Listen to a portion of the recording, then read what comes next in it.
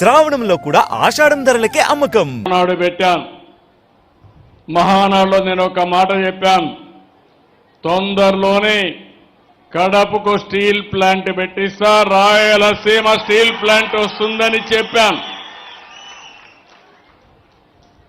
అనుకున్న ప్రకారమే steel plant sanction చేశాం, డెవలపర్ని ఐడెంటిఫై చేశాం, జిందాల్ వర్క్ ప్రారంభించాడు. నేను ఒకటే చెప్పాను, దాన్ని కూడా వీలైనంత తొందరలో చేయాలి.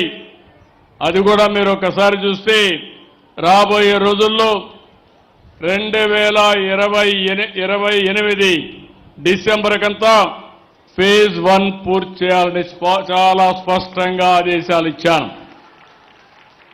ఈ ప్రాజెక్ట్ వస్తే ఈ యొక్క జమ్మల మడుగు,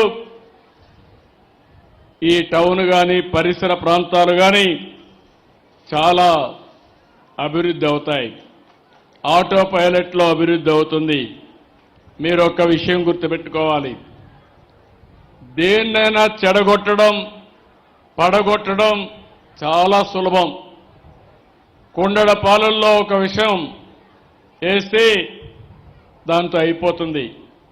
ఆ పాలు తయారు చేయాలంటే తయారు చేసిన వాళ్ళకి ఆ కష్టం తెలుస్తుంది. ఎప్పుడు కూడా నిలబెట్టడం కష్టం, అదే మరి అభివృద్ధి చేయడం కష్టం, విధ్వంసం చేయడం ఒక నిమిషంతో పని.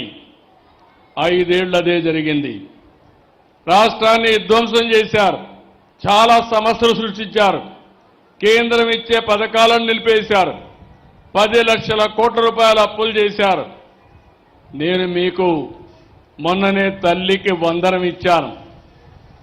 నేను ఒక మాట చెప్పాను, ఎంతమంది పిల్లలుంటే అంతమంది పిల్లలకి తల్లికి వందనం కింద మీకు ఇస్తానని చెప్పాను. మాట నిలబెట్టుకున్నామా లేదా అని మిమ్మల్ని అడుగుతున్నా, కొండే తల్లులను అడుగుతున్నా. ఒకరికి కాదు, ఇద్దరుంటే ఇద్దరికి ఇచ్చాం, ముగ్గురుంటే ముగ్గురికి ఇచ్చాం, 7 మంది ఉంటే 7 మందికి ఇచ్చిన ఏకైక ప్రభుత్వం ఈ ప్రభుత్వం. అవునంటే చేలు పైకెత్తండి. దీనికంటే ఒక తృప్తి, పిల్లలు తల్లిదండ్రులకు భారం కాకూడదు. పిల్లలు లేకపోతే మనం ఏం చేయలేం. అందుకే పిల్లల్ని బాగా చదివించాలనే ఉద్దేశంతో ఒక పక్క పేద పిల్లల్ని చదివిస్తూనే వాళ్ళని ప్రోత్సహించడానికి తల్లికి వందనం కింద 15,000 రూపాయలు ఇచ్చామని చెప్పి కూడా నేను మీకు తెలియజేస్తున్నా. ఇప్పుడే నేను చెప్పినట్టు ఈ కడప జిల్లాలో స్టీల్ ప్లాంట్ వచ్చింది. గాలేరు నగిరి కడప వరకు తీసుకొస్తానని చాలా స్పష్టంగా చెప్పాను. తప్పకుండా ఈ సంవత్సరం ప్రారంభమై రాబోయే సంవత్సరానికి కడప వరకు గాలేరు నగిరి కాలువలు పూర్తి చేస్తాం. ఇంకో పక్కన జిందాల్ సంస్థ కూడా మొదటి దశ 4,500 కోట్లు, రెండో దశ 11,850 కోట్లతో ఈ ప్రాజెక్టు పూర్తవుతుంది.